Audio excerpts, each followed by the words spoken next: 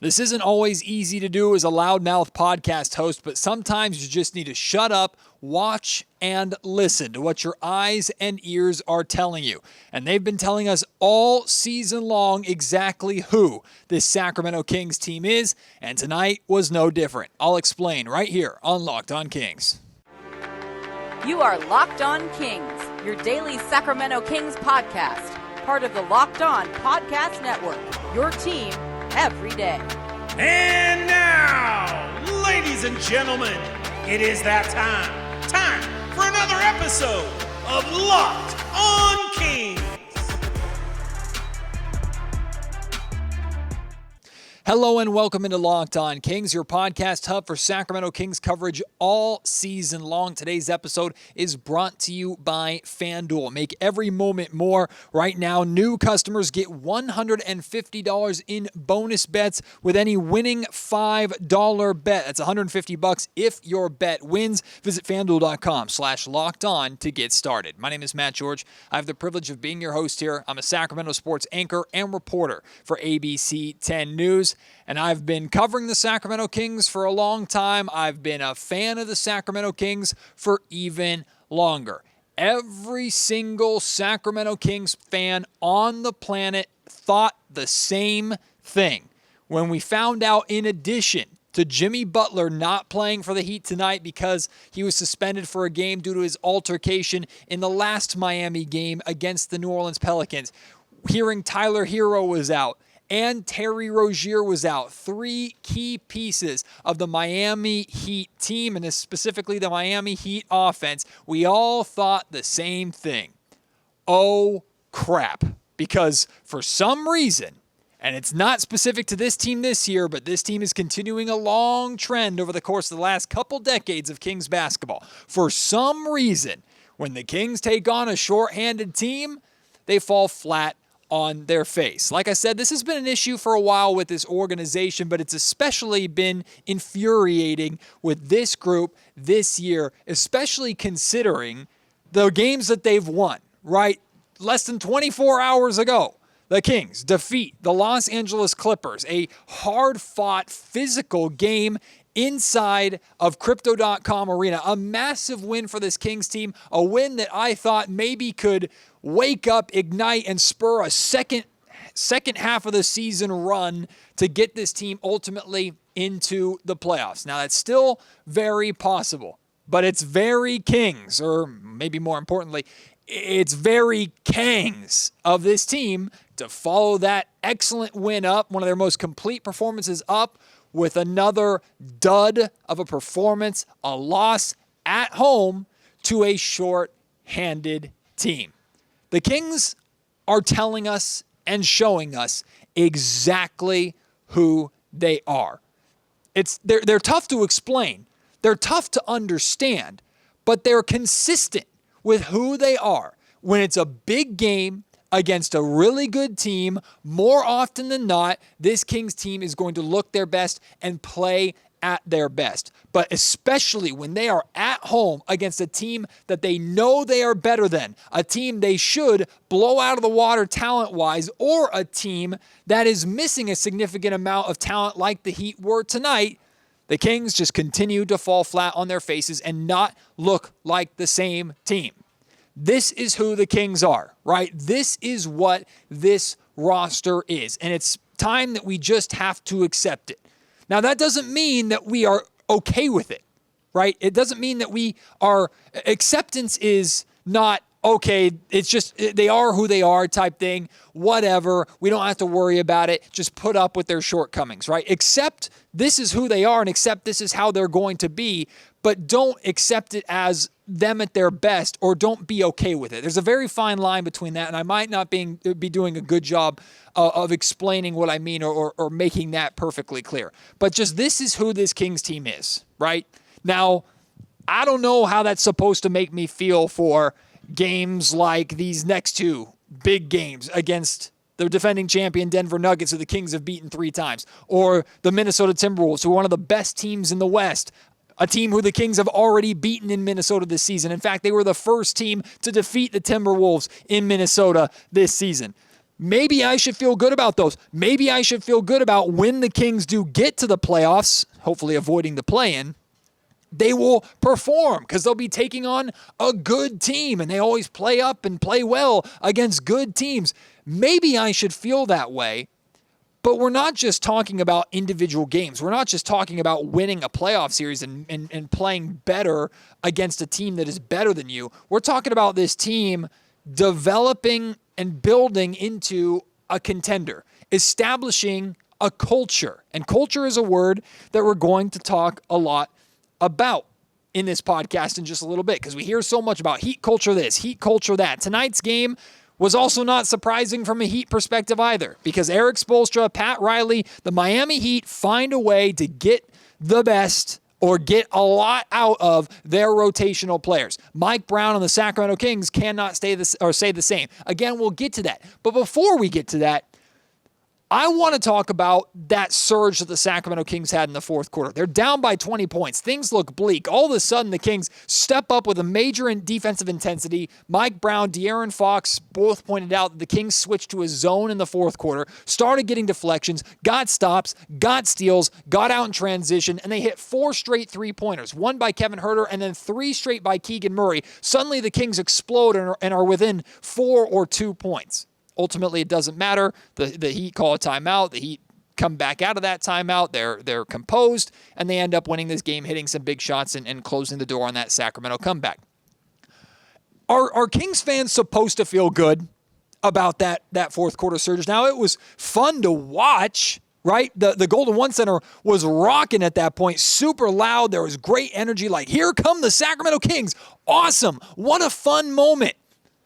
But it's, to me, even more frustrating. That comeback is even more frustrating because we know the Kings have that in them. And they can do that for more than a 2, 3, or 4-minute stretch in the fourth quarter when you're down by freaking 20 points. Why does it take a desperate hole that you need to climb out of to play that way? Because a surge like that, a run like that on your home floor should be putting you up double digits and slamming the door on your opponents. A run like that should be securing a victory, not barely getting you back into a game where you're down by 20 points. Like, it's not that hard to explain. The Kings start getting deflections, pick up the defensive intensity. They get stops, which leads to transition opportunities. We know how good this team is in transition offensively. Their defense creates one of their biggest offensive strengths, and it gets them right back into the game. Amazing. Why does it take until the fourth quarter? Why does it take when you're down 20 points at home to a shorthanded team that you should be beating in a freaking Western Conference playoff race where a loss tonight dropped the Kings back from 5th to 7th? In a game as important as this, a kind of gotta have it game, especially with the upcoming 2 games that you have at the end of this 4-game stretch of doom. Why does it take until late for the Sacramento Kings to wake up and play that way? It doesn't make me feel better. It shouldn't make anybody feel better. Sure, the final score is a little more respectable, but in reality, the Kings in the second half, particularly in the third quarter, they got their ass kicked. They did. Now, they surged in the fourth quarter. They came alive, gave themselves a chance. You appreciate that they didn't quit.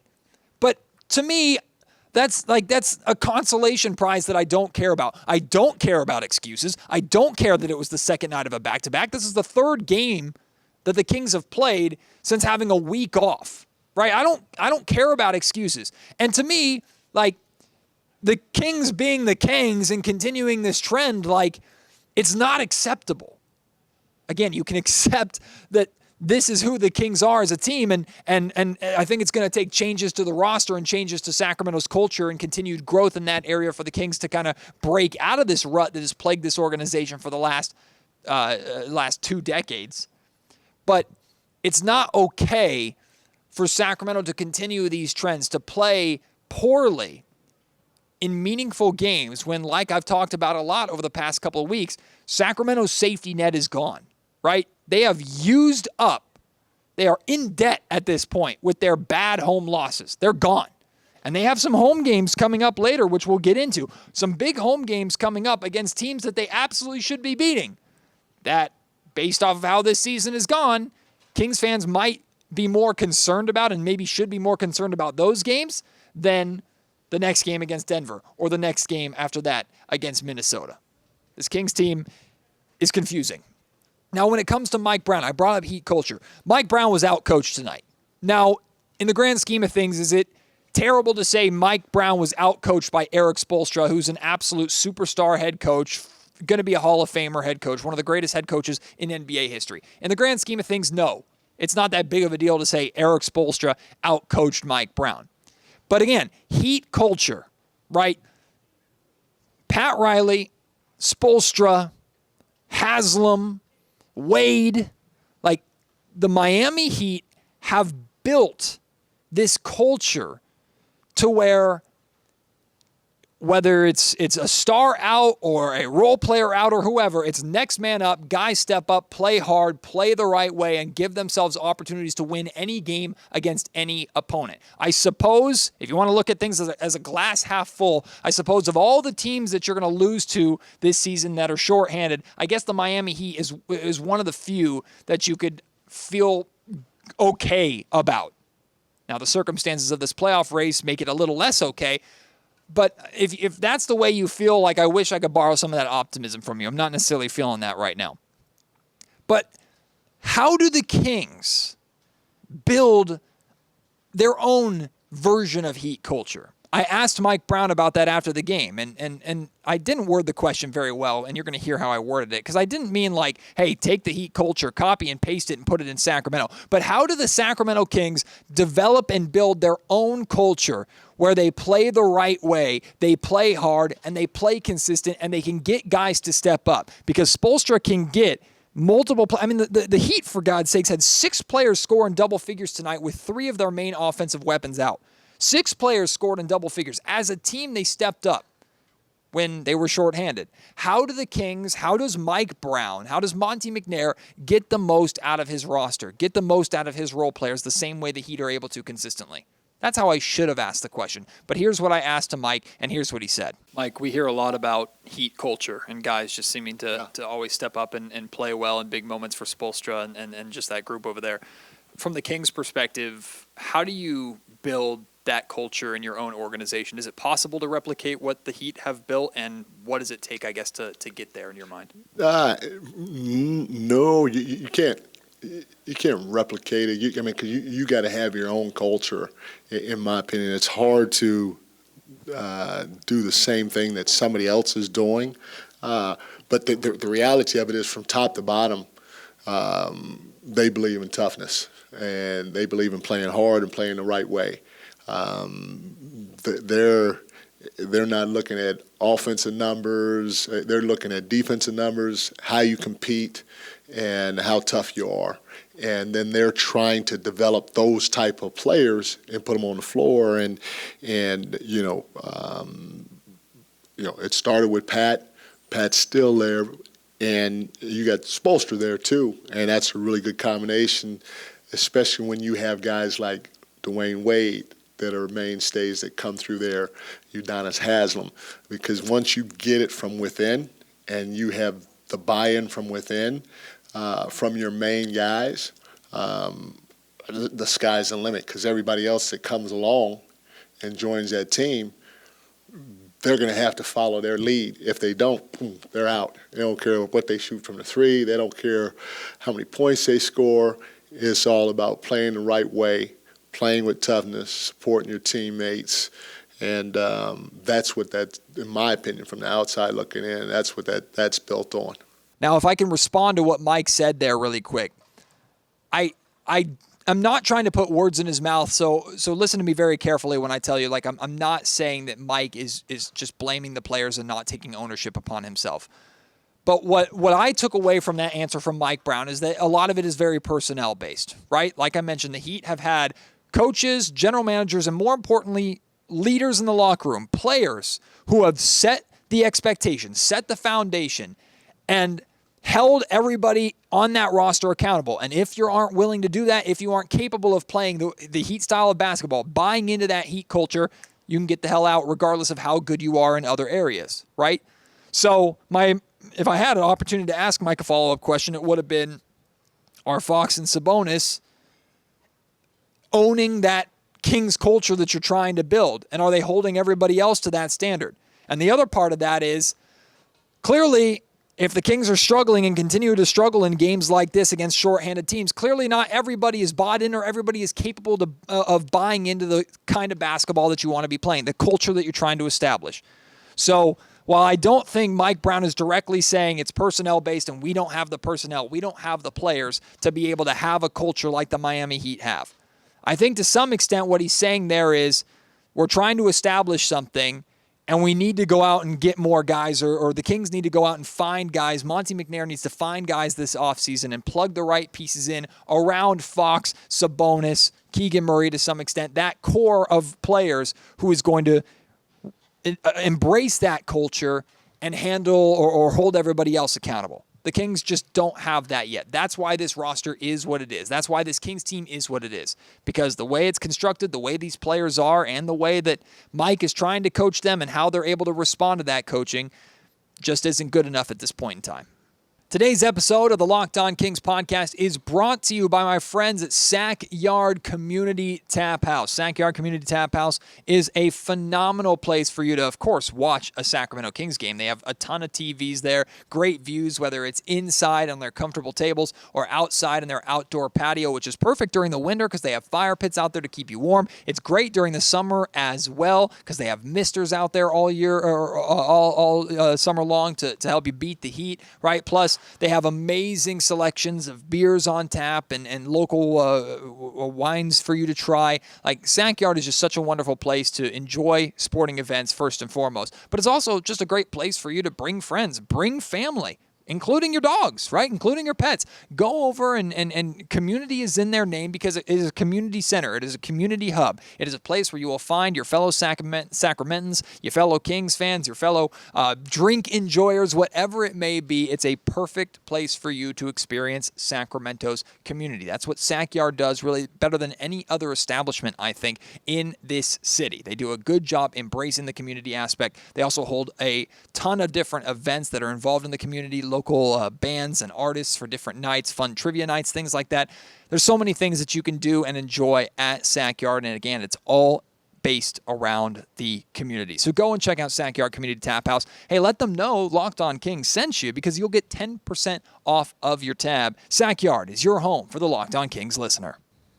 Today's episode of the Locked On Kings podcast is also brought to you by Grammarly. No matter what work you do, how you communicate is key. All those emails, reports, and presentations are equally important to collaboration, needing to get things done. And Grammarly can help. Grammarly is your AI writing partner to help you communicate more effectively and efficiently so you can make a bigger impact at work. Look, I was an English major in school, which means I had to write a boatload of papers. You would think after that my grammar, my writing, my spelling, everything would be perfect. It's not. It sucks at times, right? Communication is key. And a lot of times how we think we're communicating digitally and how it comes across or how it's actually communicated is lost in translation a bit. Grammarly can help with all of those different scenarios for you. And what's most important is you don't have to be someone like me that writes a lot, writes essays or anything like that to get the most out of Grammarly. Again, it can help you with simple emails that all of us write, seemingly 100 of them a day, right? Grammarly can help with that. 96%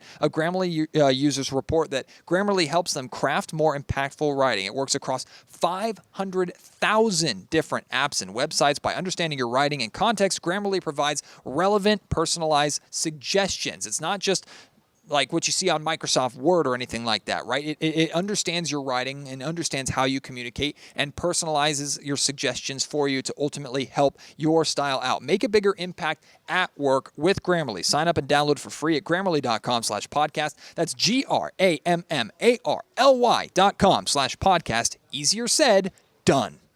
I got to share some love for 2 stars tonight. And yes, that includes a Miami Heat star. Haime Hawz Jr. This young man is a perfect player for the Heat. Just an absolute perfect player. And he is a baller. We got to see him. I mean, some of us are familiar with him from his time at UCLA in Southern California. But to see, and we got to see him also as well in the California Classic.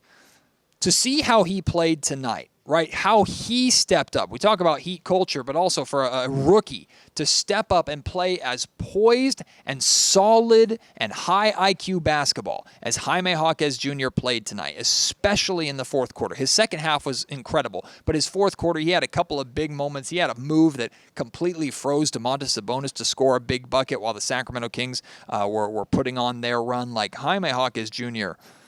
just stunned me tonight. I thought he was absolutely brilliant. And another great case for why having players that spend a lot of time in college and come out of college late and join the NBA, even as a little bit older of a prospect, that does not mean that they are worse than that 18, 19, 20-year-old kid who is a one-and-done freshman at Kentucky or wherever, right? Not that there's anything wrong with those players. The Kings have plenty of them on their roster.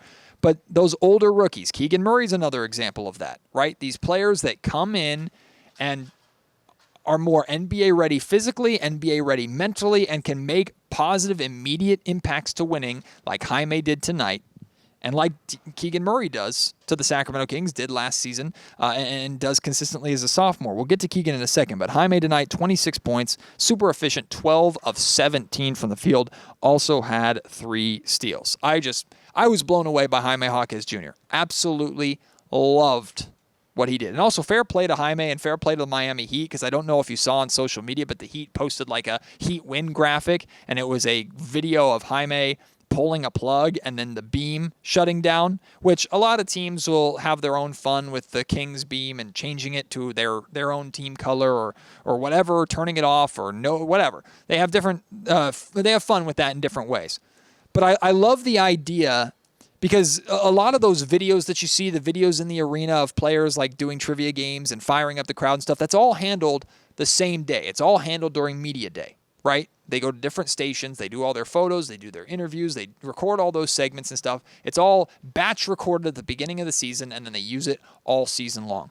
So I love the idea that the Miami Heat had Haime Hawz Jr. record himself pulling a plug in front of a green screen specifically for beating the Sacramento Kings.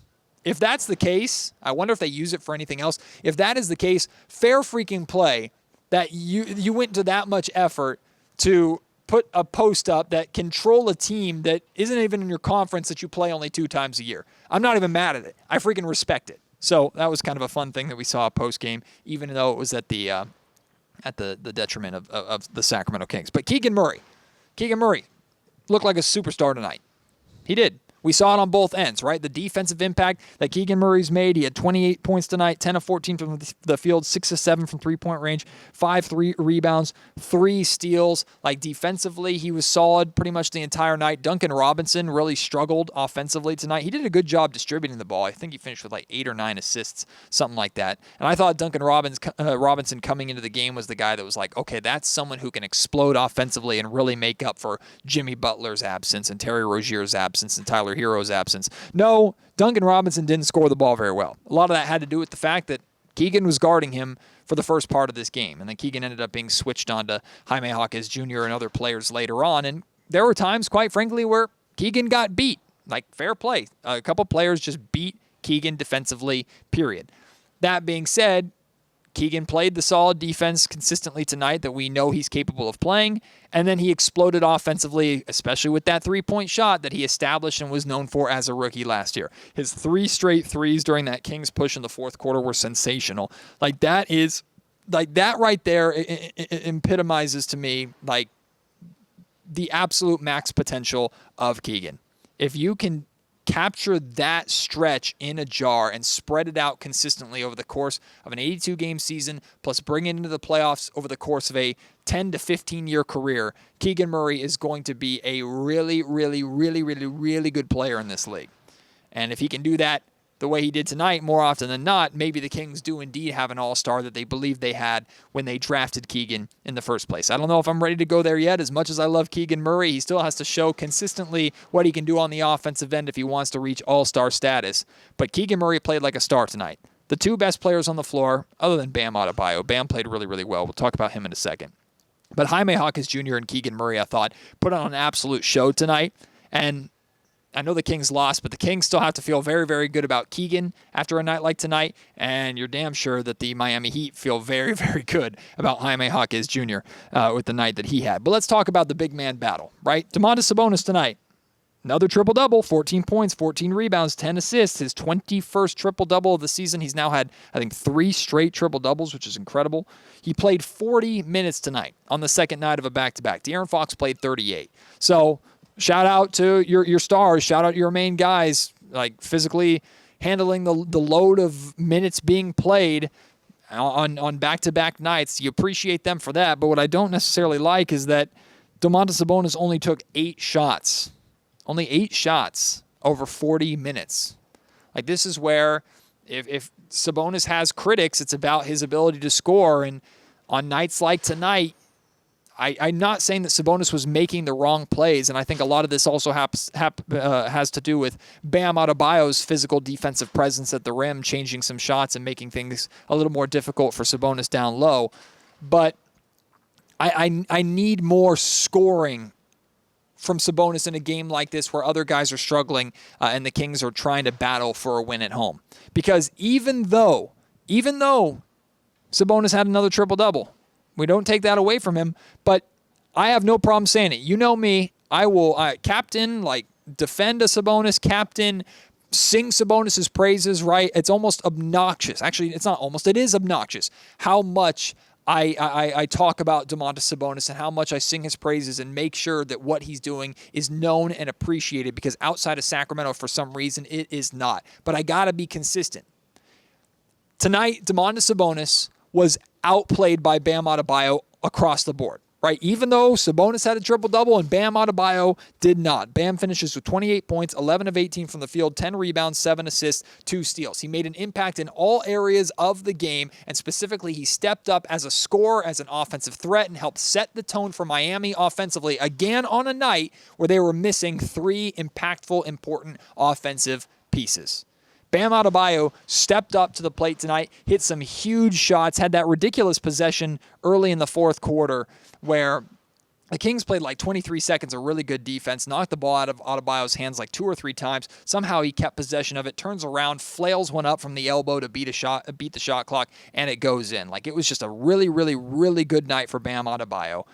And again, I'll make it perfectly clear. Bam Adebayo outplayed Domantas Sabonis tonight. And that's another big reason why the Miami Heat were victorious. Today's episode of the Locked On Kings podcast is also brought to you by Stitch Fix. You know that instant confidence boost that you get when you put on an outfit that makes you look really good, right? How you look translates to how you feel. Well, that's how I feel with Stitch Fix. With Stitch Fix, you get a stylist who understands your style, size, and your budget to do all the shopping for you. It's the easiest way to update your wardrobe this season. Now, those of you out there that have incredible style, like I 1, envy you, and 2, appreciate you, because you can go into a store, you can know exactly what you want, you can know how it's going to work, how it's going to fit on you, and you can get what you want and be absolutely right. You go out and you look like $1 million. I am not one of those people. I have a very, very specific style that I go for, and typically it's not flashy and it's not stylish and it's not cool. I'll be honest with you, but Stitch Fix is helping me with that, right? Because they have those personalized stylists out there that know what I like to wear. They have to deal with if you meet me in person, one of the first things I hear it all the time is, I didn't know you were as tall as you were. Well, I'm tall and I'm thin. They don't make pants for tall and thin guys like myself that are long enough or that fit my waist tight enough. And shirts, dress shirts specifically, can be a big, big issue for somebody like me. And I know I'm not alone with that. Well, my stylist at Stitch Fix helps deal with all of that and not just gets me a limited option that fits the way I dress. They tailor and change the clothes that I want to wear or clothes that I should try to wear to make sure it fits me. It's how it should be for all of us who are shopping for clothes. Stitch Fix makes it so easy. I don't like to shop, and they save me all of that time and that effort. Plus, I get outfits that make me look and feel good. If you don't love something, you can just send it back too. They're going to try things out. You're going to try things, look in the mirror and go, nah. Send it right back to Stitch Fix. It's always free. They're not going to charge you for anything like that. Style that makes you feel good and look good. You can get started today at stitchfix.com/lockedon. That's stitchfix.com/lockedon. stitchfix.com/lockedon. I know Kings fans were frustrated. Even if we're not surprised, we're frustrated, right? Some of you might be feeling like, man, this loss just completely erases everything good that you did last night with that win over the Clippers. To some extent, you might be right. That being said, it's truly not the end of the world. It's not. Remember, I go back to my podcast episode from a couple nights ago, and if you haven't listened to it, I encourage you to listen to it. I broke down the Kings' road to the playoffs. And in that breakdown, I broke the rest of the season into 3 parts. Survive, which is the part that the Kings are in right now, that 4-game stretch against the Clippers, the Heat tonight, the Denver Nuggets on Wednesday, and then the Minnesota Timberwolves, I believe, on Friday. Survive that 4-game stretch. Go 2-2 over that stretch. Then you have the strike stretch, which is all those home games, that long home stand, a lot of winnable games, both at home and on the road during that stretch. And then the final one is secure, which is games like back-to-back games against the Dallas Mavericks, where you can win those games and really secure yourself, hopefully, as a playoff team, a top 6 seed in the West as the season comes down to an end. Well, we're still, like I said, we're still in that survive portion. You're halfway there to your goal, which is go 2-2, right? Normally going 500 is the bare minimum expectation, and to some extent it still is. But if the Kings go 2-2 over this stretch, I don't think they can feel bad about that at all, as long as they handle their business in the strike portion of the schedule coming up. But maybe, honestly, maybe after a game like tonight, you're more nervous about the strike portion, because again, it's filled with games that, in theory, the Kings should be winning on their home floor and on the road against teams that we know they're better than. But look at what the Kings keep doing. Look at what the Kings keep doing in those games. Or should I say, look at what the Kings do in those games, right? I understand if that's how you feel, but it's one step at a time. You got 2 games, one against the Denver Nuggets, one against the Minnesota Timberwolves. Win one. Go and get one of them. Hopefully it's the Denver game, so you don't have to have that much stress about the Minnesota game. If you go 1-3 during this stretch, again, it's not the end of the world, but it just makes everything else harder. It just makes your wiggle room that much smaller. It's already pretty minuscule as it is, but it brings it down to a sliver of nothing, or nearly nothing at this point. The Kings just don't have a lot of wiggle room. But let me ask you this. How do you think the Denver Nuggets are going to come out on Wednesday? I'm very curious about that. Because on one hand, like the Nuggets know that they're a top team in the West. The Nuggets are defending champions. They know what it takes to get there. They know what it takes to make a deep playoff run. I know that a regular season loss to the Sacramento Kings, or 4 regular season losses to the Sacramento Kings, is not going to be the end of the world to them and seem as dramatic and seem as big of a deal as it is to us if we said, oh my God, the Sacramento Kings swept their 4-game season series against the defending champs. It's fun for us to say. Maybe it's not going to mean that much to Denver. That being said, I do think there's a lot of pride involved. I think the Nuggets know that losing 4 games to the Sacramento Kings doesn't look great, especially for the defending champs, right? And also, this is the time of the season where every team, but especially established championship caliber teams, are trying to start to gear up, ramp up, hit their stride, start playing their best basketball so they go into the playoffs ready to go. I don't know what version of the Denver Nuggets the Sacramento Kings are going to get. I just know it's tough to beat any team, let alone the defending champions, 4 times. I almost truthfully feel better about the Kings winning in Minnesota again than I do the Kings beating the Denver Nuggets for a 4th time. But if they can do it, that would be great. How about both, right? How about you just beat the Nuggets and beat the Timberwolves, and you go 3-1 through the survive stretch, and we feel excited enough to have a parade, right? That would be very Kangs for the Kings to go into this 4-game stretch of hell, lose the one game that we thought was the most winnable, and beat everybody else. But you know what? I'll take that scenario.